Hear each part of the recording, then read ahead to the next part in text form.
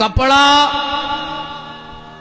चूहा भी काटता है और कपड़ा दर्जी भी काटता है कि नहीं काटता।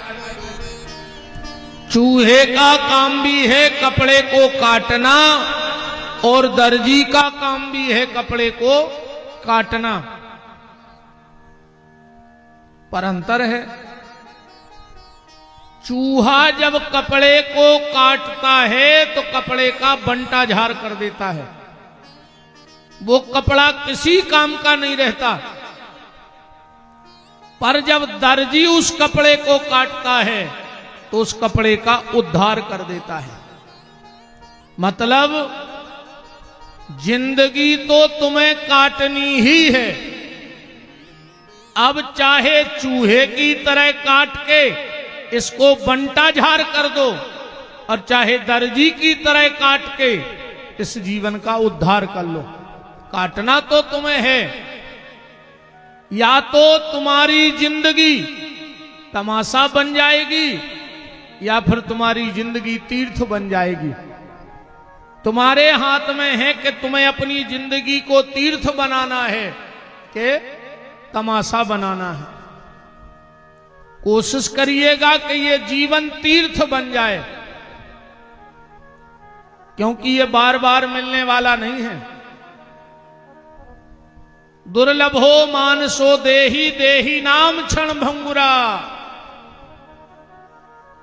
संत कहते हैं मनुष्य का तन मिलना कठिन, अब मिल जाए तो संभालना उससे ज्यादा कठिन। इसका कोई भरोसा ही नहीं तुम्हें कहां छोड़ के चला जाएगा। बोलो, किसी के पास कोई गारंटी है कि हम नहीं मरेंगे?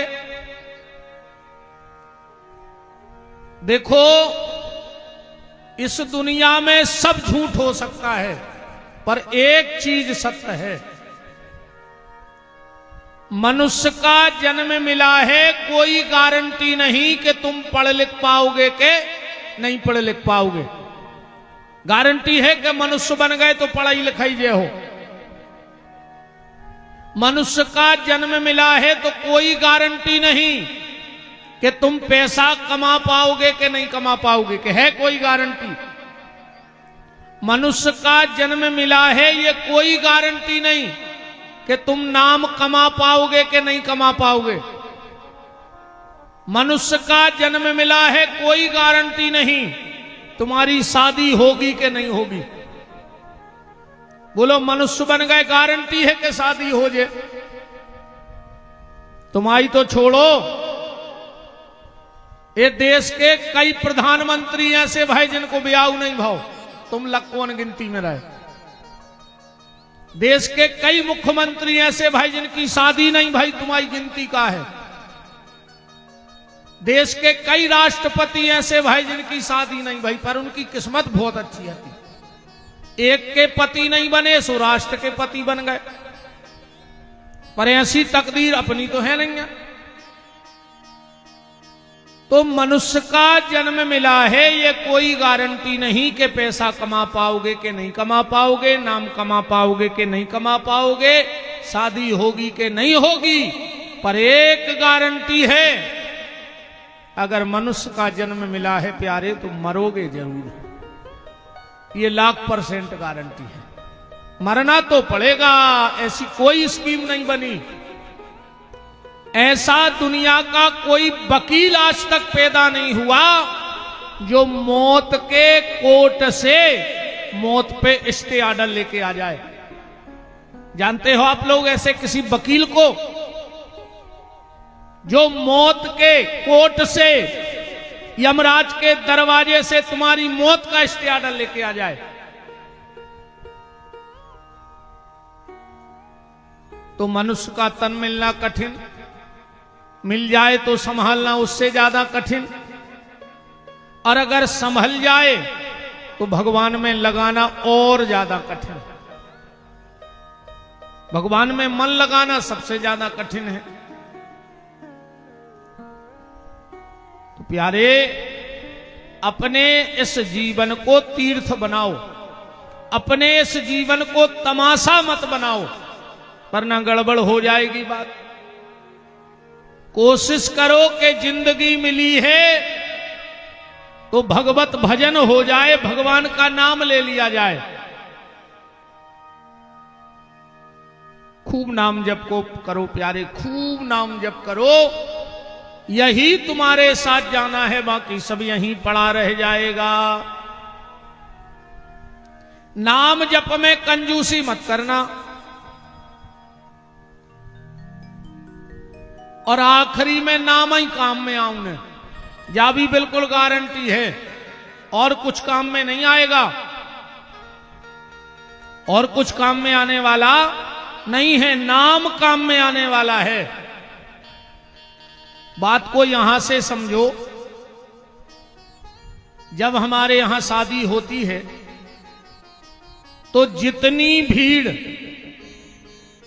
हमारे यहां पंगत में होती है, क्या उतनी भीड़ बारात में बचती है? बताओ आप लोग, बचती है? नहीं बचती। अच्छा, जितनी भीड़ बारात में रहती है, क्या उतनी जयमाला में बचती है? नहीं बचती। जितनी भीड़ जयमाला में रहती है, क्या उतनी भीड़ चढ़ाव चढ़वे पे रहते? नहीं रहते। और जितनी भीड़ चढ़ाव चढ़वे पे रहते, उतनी भीड़ का विदाई में बचत है? नहीं बचत।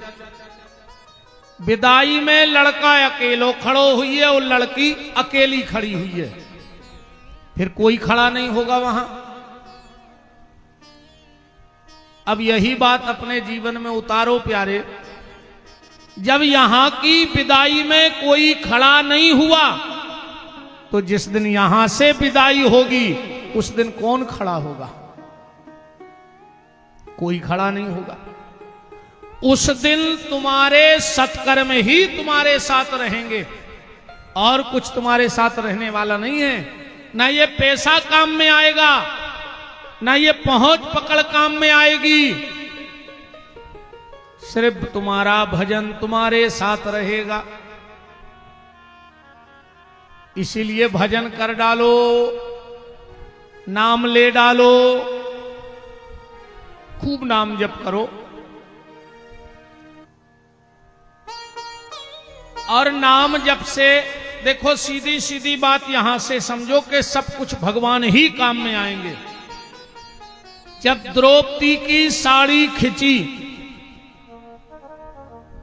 वहां तो पांचों पांडव बैठे थे, धृतराष्ट्र थे, गुरु द्रोणाचार्य थे, कृपाचार्य थे, भीष्म थे। पर जब द्रौपदी की साड़ी खिंची तो कोई काम में आया? कोई काम में नहीं आया।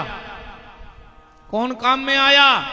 बांके बिहारी काम में आए कि नहीं आए? और इसी बात को अपने जीवन में उतारो कि जब जी बड़ा तुम्हारे नब्बी बढ़ा दे हैं इनको तान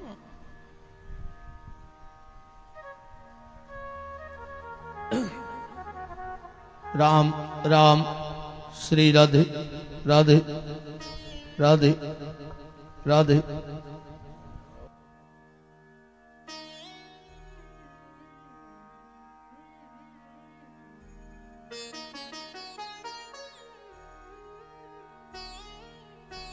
राम राम राम। तो जब द्रौपदी की साड़ी खिंची तो कौन काम में आया? बांके बिहारी आए कि नहीं आए? बस यही बात दिमाग में बिठा लेना कि जब द्रौपदी की साड़ी खिंची तो बांके बिहारी, और जब आखिरी में तुम्हारी नाड़ी खिंचेगी, खिंचेगी कि नहीं खिंचेगी? कोई भी आके कहेगा तो लग रहा है नाड़ी खिंच रही है, बोले नीचे लिटा दो, मरने वाले हैं। उस वक्त तुम्हारा पूरा परिवार तुम्हारे सामने रहेगा, पर जब नाड़ी खिंचेगी तो कोई काम आएगा?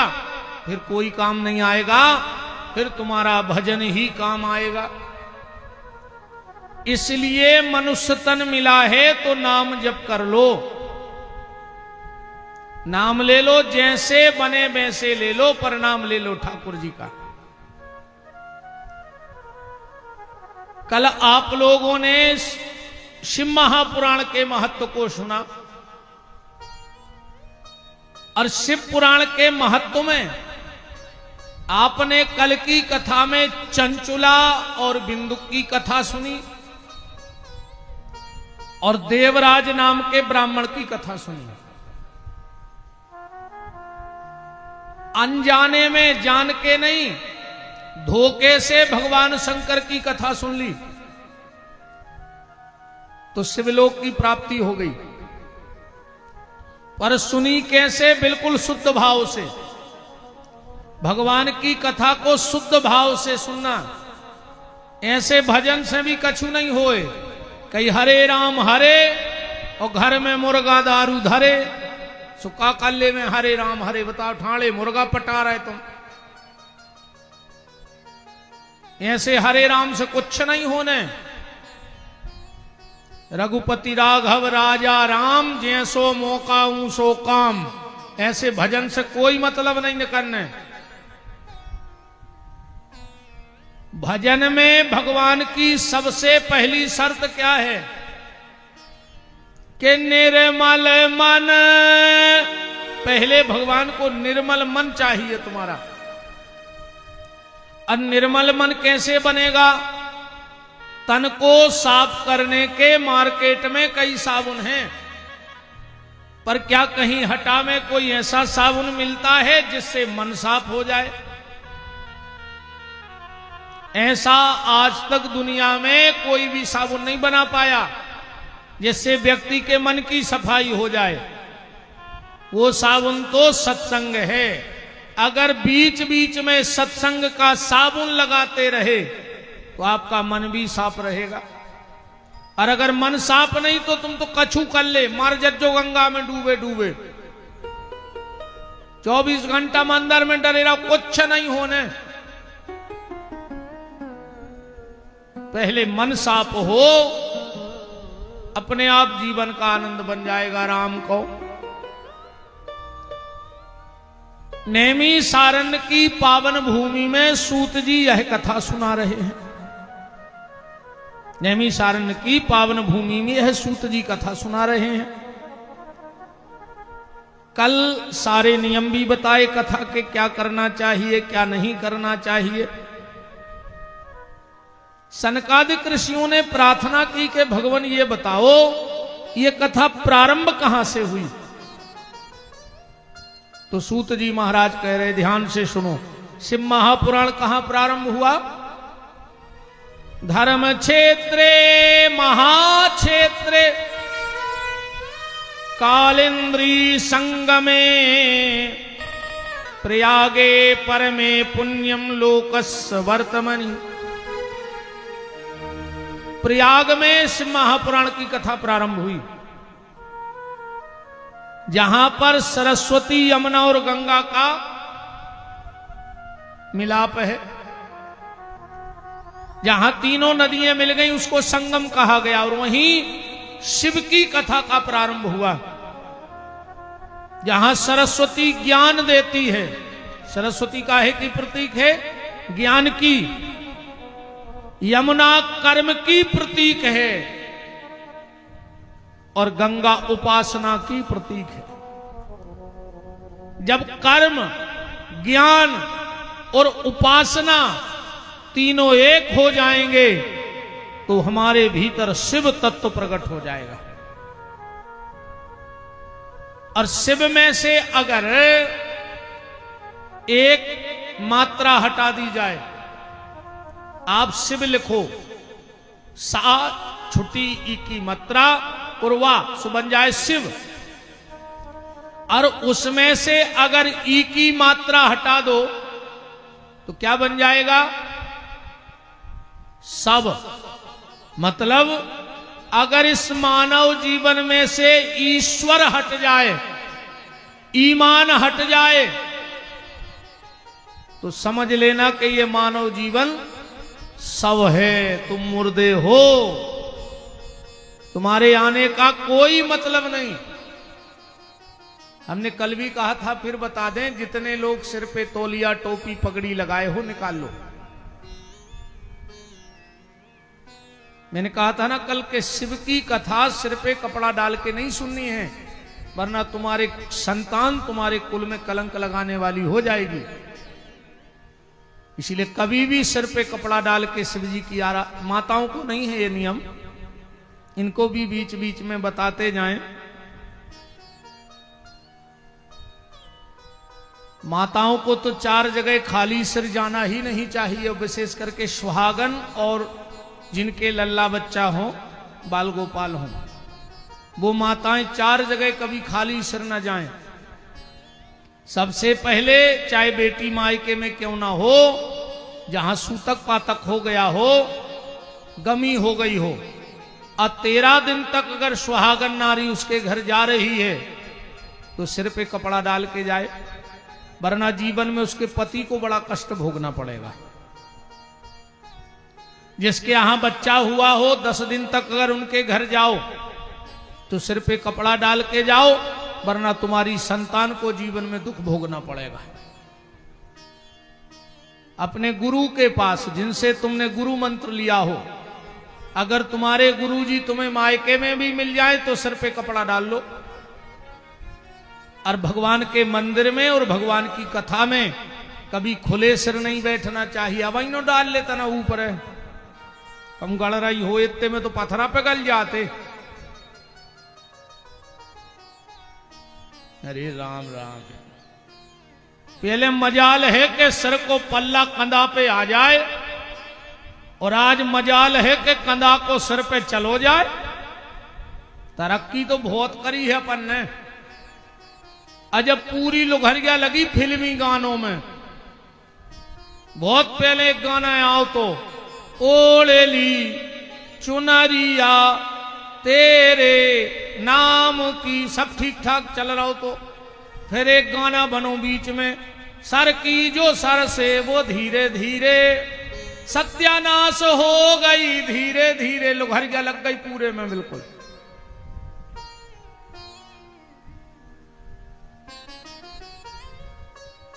ये बात तो हम रोज कहेंगे, ध्यान से सुनना।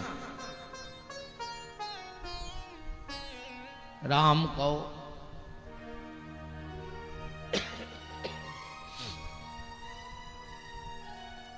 बोलो वृंदावन बिहारी लाल की, राधा माधव सरकार की। तो बात चल रही है मन शुद्धि की। मन शुद्ध हो जाएगा, भगवान की कृपा अपने आप बरसने लगेगी। तो कल आप जो चर्चा सुन रहे थे शिव महापुराण में बिंदुक की और चंचुला की, देवराज नाम के ब्राह्मण की, सूत जी महाराज कह रही ये कथा कहां प्रकट हुई? प्रयाग में, जहां ज्ञान कर्म और उपासना का मिलाप हुआ। अच्छा ये बात बताओ, संगम कौन कौन गया है? हटा से जरा हाथ उठाओ। वाह, चलो नीचे कर लो हाथ। तीनों नदियों का दर्शन किस किसने किया है संगम में? जरा हाथ उठाना। अरे वाह, तुम लोग तो बड़े भाग्यशाली हो यार। सरस्वती तो वहां दिखती नहीं, तुम्हें कहां से दिख गई? बड़े भाग्यशाली बैठे हो तुम लोग तो। वहां सरस्वती का दर्शन होता ही नहीं। हमने तो ये पूछा था कि तीनों नदियों का दर्शन किस किसने किया संगम में? सब ने हाथ उठा दिए, हमने किया। सरस्वती वहां लोप होके बहती है। अब आप कहो गुरुजी जब लोप होके बहती है तो है इसका क्या प्रमाण है? जब लोप होके बहती है तो इसका क्या प्रमाण है कि है? और है तो दिखती क्यों नहीं, और दिखती है तो है क्यों नहीं? बात को ऐसे समझ लो, सरस्वती है तो वहीं पर दिखती नहीं है। हमारी ये बहनें बैठी हैं, जब आप चुटिया बनाती हो, बाल गूंथती हो, तो बाल के कितने हिस्से करती हो? 3 लटें बनाती हो ना चोटी बनाने में। और जब पूरी चोटी बन जाती है तो देखना उसमें लट दिखती है 2, एक कहां चली गई?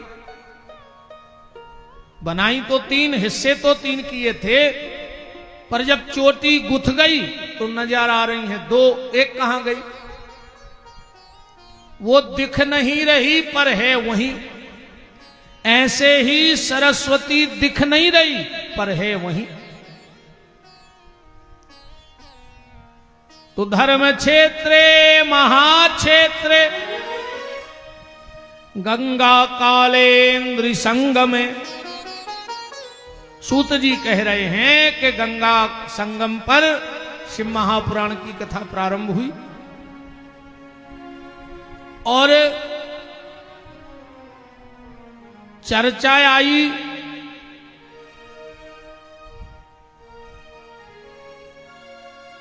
कि इसको प्रकट किसने किया कली काल में। तो बोले बिंदुक चंचुला को तो भगवत दर्शन हुआ और उनके कष्ट का निवारण हुआ, पर एक बार नारद जी के जीवन में भी कष्ट आया। नारद बाबा के जीवन में भी कष्ट आया। तो सनकादिक ऋषि बोले कि नारद जी के जीवन में कष्ट, जिनका ना परिवार है, न जिनके रिश्तेदार हैं, न जिनका कारोबार है, न जिनका व्यापार है, न जिनका दुनिया से कोई व्यवहार है, फिर कष्ट कहां से आए? क्योंकि मनुष्य के जीवन में 4 जगह से दुख आता है। ध्यान से सुनना, 5वीं कोई रास्ता नहीं है दुख आने की, और हो तो आप लोग बताना, 4 तो हम बता रहे हैं। सबसे पहला दुख आता है शरीर से। शरीर में कोई रोग हो जाए, व्याधि हो जाए तो दुख आ जाता है। दूसरा दुख आता है संबंधियों से। संबंधियों से दुख आता है। अपन बहुत अच्छे हैं, पर अगर रिश्तेदार लड़ंखा मिल जाए या बेदंदी फंदी होए तो अपन तो फ्री में परेशान हो रहे हैं।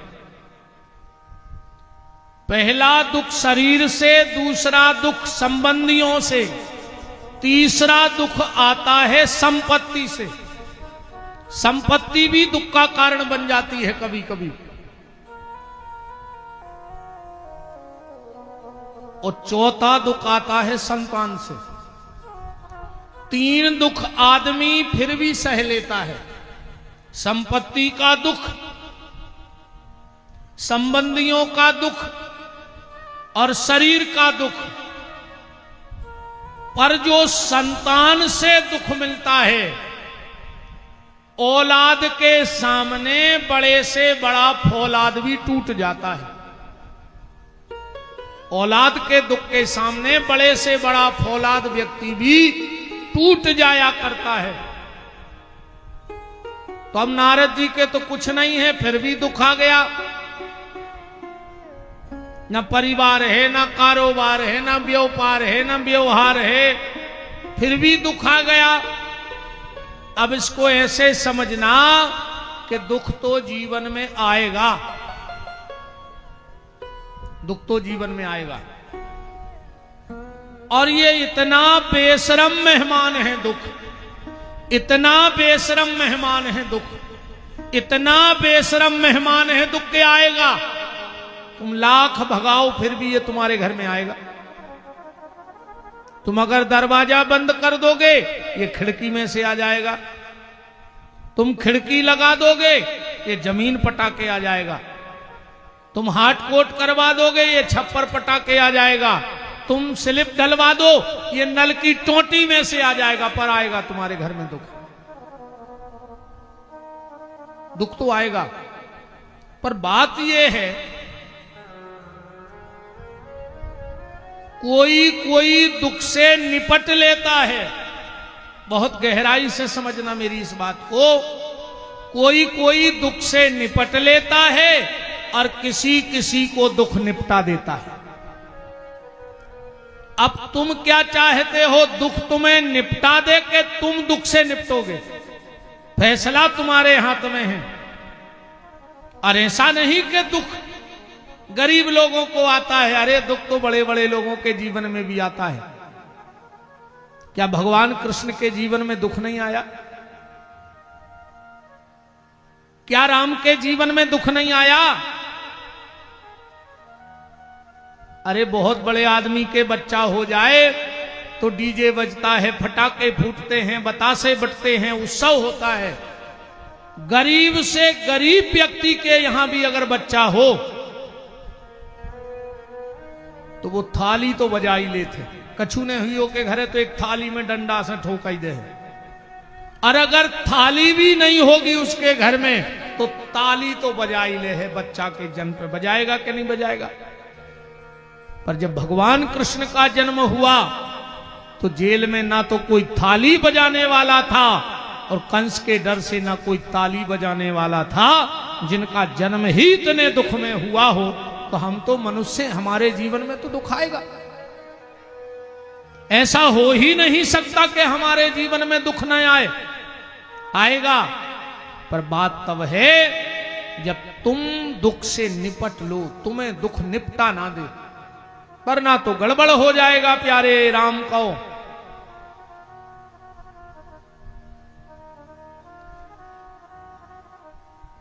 तो बोले नारद जी के जीवन में दुख क्यों आया?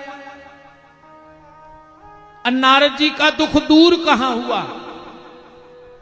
श्री सूत जी कहते हैं, एक बार देव ऋषि नारद भगवान का कीर्तन करते हुए भ्रमण कर रहे थे।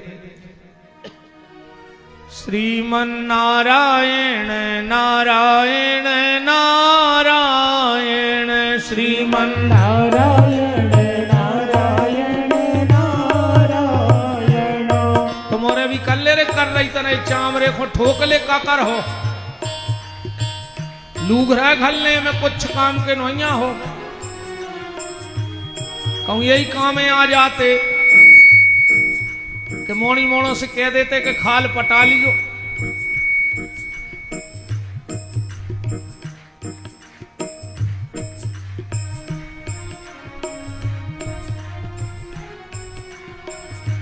श्रीमन तुम भैया कल से करूंगा अच्छो चलावे वालों बुलाओ।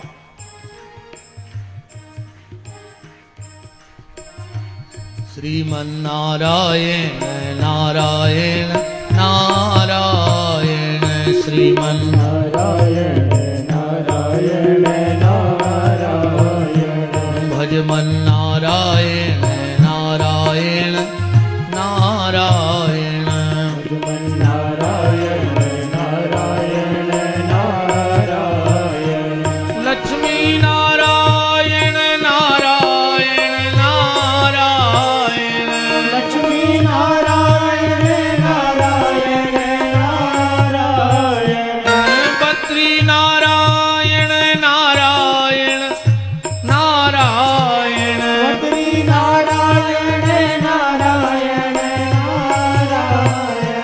श्रीमन नारायण नारायण नारायण, श्रीमन नारायण नारायण नारायण, श्रीमन नारायण नारायण नारायण, श्रीमन नारायण नारायण नारायण। नारद जी तीर्थ यात्रा करते करते कहां पहुंच गए? केहे में गिरी गुहा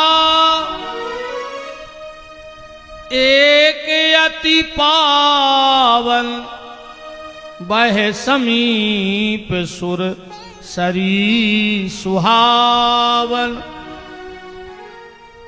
हिमालय की तलहटी में नारद जी पहुंचे। सूत जी कह रहे हैं तो क्या देखा कि एक गुफा है और बह समीप सुरसरी सुहावन, गंगा जी बहती जा रही हैं। नारद जी का मन हुआ कि हम भजन करने बैठ जाएं, पर नारद जी को श्राप है कि नारद जी 2 घड़ी से ज्यादा कहीं रुक नहीं सकते हैं। तो नकी को कम कर दो और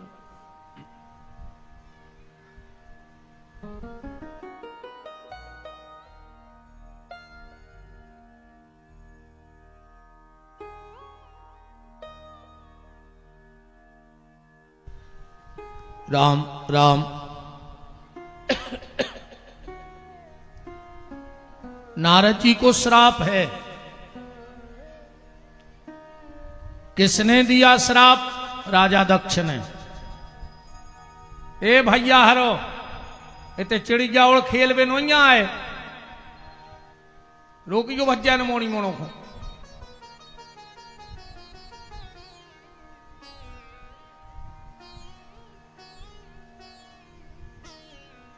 अच्छे बेच जा भैया ना घरे जाओ।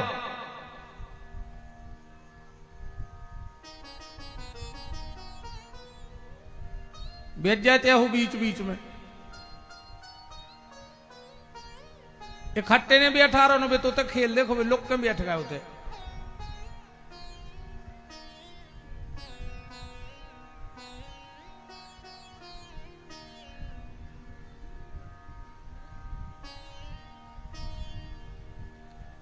सीताराम। तो नारद जी को श्राप है। पहले आदमी श्राप को भारी डरात तो, और आजकल गांव में हटा में वो सबसे खास होत है जो शाम को श्राप दे देते। बताओ अच्छा गलत कह रहे हो तो? आजकल शराब पिलावे वालों सबसे ज्यादा खास।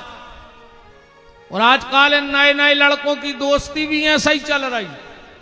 वे कहते हैं तुम्हें दोस्ती की कसम है, एक पेक तो लेना ही पर है। अब कछु कछु तो कहते ने पियो तो हम मरो मो देखो। हमने भाई ना हम गरे पे लात धर देते तुरंत के काल मरते सो अब भाई मर जा। तुम दारू खोरों से हमारी विधि क्या है हमें जा बताओ। दो लोगों से कभी दोस्ती मत करना, एक गाली वाले से और एक प्याली वाले से। आजकल की दोस्ती एक दूसरे को गाली दे के बात करने लगे, दोस्त ही दोस्त। यहां तक कि मां बहन की तक गाली दे देते हैं जब दोस्ती आए तुम्हारी। अगर रात में पिताजी ने 10 बजे जा पूछ ली कि भैया अबे तक कहां हते, तुमने बाप से बोलो वो बंद कर दो। बोलो आजकल है जा हालत के नहीं है। तुम अपने लड़का से जोर से नहीं पूछ सकत कि 11 बजे नो कहां रहे, वो बोलो वो बंद कर दे। दोस्त मां बहन की गाली दे रहे हो, तुम गले में हाथ डाले फिर रहे। आज के बाद जो दोस्त तुम्हें गाली दे, पहले तो ऐसी लात मारियो मुंह में कि 32 में से 16 तो गिराई जाए, फिर जो हुज्जे सो देख भी। वो को जिंदगी खबर रहे कि जी हमारे दांत टूटे काय में हते। गाली वाले से और प्याली वाले से कभी दोस्ती नहीं करना। नारद जी को श्राप कब मिला? राजा दक्ष ने 10 लड़का प्रकट करे और 10 ही लड़का गए राजा दक्ष के पड़वे। पढ़ के लौट रहे थे सो बीच में मिल गए नारद जी। कहा भाई तुम लोग कहां गए थे? बोले वेद पढ़वे। नारद जी बोले सब जानने लगे। 10 ही लड़का बोले पूछ ले जो पूछने होए। नारद जी बोले तो हमें 2 सवालों के जवाब दे दे बस। बोले का? वो 2 जगह बता दो जो व्यक्ति रोज भर रहा है पर है खाली की खाली। उन्होंने 4 ही वेद, 6 शास्त्र, 18 पुराण पलट दाए, पर ये 2 प्रश्न के उत्तर ही नहीं मिले। 10 ही लड़का बोले गुरुजी बताओ। नारद जी बोले ऐसे थोड़ी बताएंगे, बाबा बनने पड़ है। अब उनको तो लगी थी 96 की। 10 ही ने मूड़ मुड़वाई, चंदन लगाओ, कमंडल लाओ, चमीटा लाओ, और 10 ही बाबा बन के बैठ गए। बोले गुरुजी अब बताओ वो 2 चीजें कौन सी हैं जो व्यक्ति रोज भर रहा है पर हैं खाली की खाली। नारद जी बोले पहलो है शमशान घाट। जब से जो हटा बनो है तुम्हारे भरवे लगे हो, हटा को शमशान घाट भर पाए कि नहीं भर पाए? बेनो बताओ। कि भर पे हो कबू जिंदगी में तय के लोग। आज तक दुनिया का कोई व्यक्ति शमशान घाट नहीं भर पाया। और दूसरों है आदमी को मन, आज तक नहीं भरो। कितना दे जाए भगवान, वे तो 9 खाए 14 की भूख पक्की है आदमी की। कितना दे देवे भगवान। और आज वर्तमान में तो आदमी को ऐसा लग रहा है कि पूरी दुनिया के मर जाते और पूरी जायदाद हमारी हो जाती अकेले की। अब पूरी जिंदगी करत है धन धन धन धन धन, और आखिरी में घर के इत्ते से सफेद कागज पे लिखवा दे कि पिताजी को निधन। पूरी जिंदगी धन धन करो और इत्ते से कागज पे लिखोगा और निधन सो खेल खत्म होगा। कभी आदमी का मन नहीं भरता है। राजा दक्ष को पता लगा कि हमारे 10 लड़का बाबा हो गए। राजा दक्ष ने 10 लड़का और प्रकट करे। वे भी पढ़ के लौट रहे थे सो नारद जी मिल गए। बोले कहां गए थे तुम लोग? बोले पढ़वे। सब सीख गए? बोले हां। तो नारद जी बोले हमारी 3 बातें बताओ। बोले पूछो। दोनों तरफ बहने वाली नदी बताओ, जो 2 ही तरफ बहती हो। ऐसी गुफा बताओ जिसमें जाने के बाद फिर कोई लौटा ना हो। अब विचित्र भाषा बोलने वाला पक्षी बताओ। अब 10 ही लड़कों ने फिर पूरे वेद शास्त्र पलट दिए, पर कहीं लिखा ही नहीं था। बोले बताओ गुरुजी। नारद जी बोले नहीं नहीं, बाबा बनने पड़। अच्छा देखो, दक्ष भी अपनी जगह सही है और नारद जी भी अपनी जगह सही है। नारद जी सोच रहे हैं कि अधिक से अधिक साधु हो जाएं, बाबा हो जाएं। तो दक्ष ने विचार करो कि सब बाबा हो गए तो संसार कैसे चले?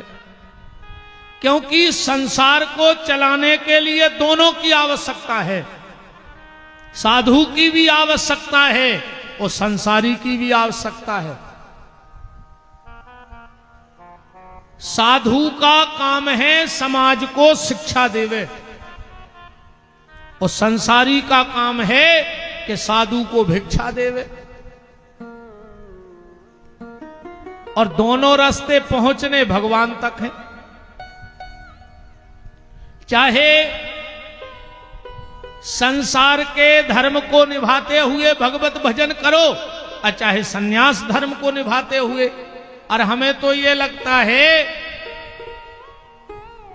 कि साधु से भी कठिन मार्ग संसारी का है भगवान तक पहुंचने का। इसको ऐसे समझ लो कि जो संसार को धर्म है वो आए बीच बाजार में से जावो, और जो सन्यासी है वो आए बाईपास से जावो। शहर में एक बाईपास रोड भी रहते। अच्छा, अच्छो ड्राइवर को कहाओ जो बाईपास पे हो कार निकाल ले जाए कि हटा के बीच बाजार में हो ले जाए।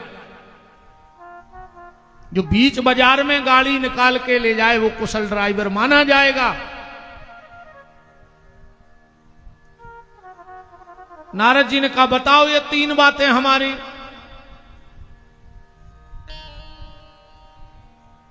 अब उनको तो किसी को पता नहीं था कि ये सब क्या माजरा है। बोले गुरुजी हमें तो नहीं है पता, आप बताओ। नारद जी बोले बाबा बनने पड़। बोलो मंजूर। अरे वे 10 ही बाबा फिर बन गए। नारद जी बोले तो सुनो, दोनों तरफ बहने वाली नदी का नाम है संसार की नदी। या संसार की नदियां 2 ही तरफ बह रही। इसमें जरूरी नहीं है कि तुम ज्यादा तरफ धार जा रही हो तरफ बह हो।